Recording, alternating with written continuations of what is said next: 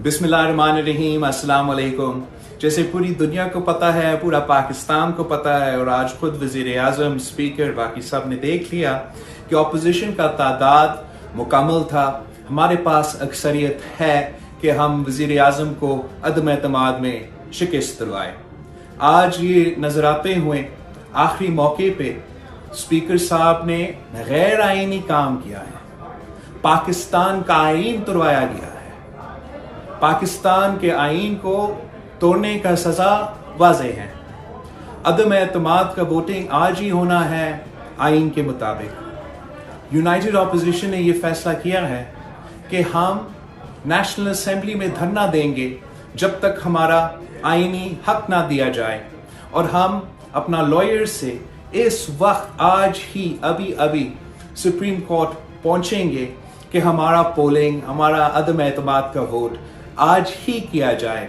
अदम एतमाद वज़ीर आज़म साहब के खिलाफ जमा हो चुका है। वो पार्लियामान को डिसॉल्व भी नहीं कर सकता है। अदम एतमाद का मुकाबला करना पड़ेगा।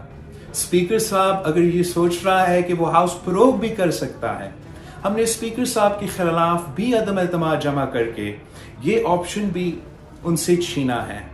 वाहिद रास्ता जो आईनी और जमहूरी रास्ता है वो ये है कि सुप्रीम कोर्ट ने फैसला देना है कि हमारा आज ही अदम एतमाद का वोट होगा।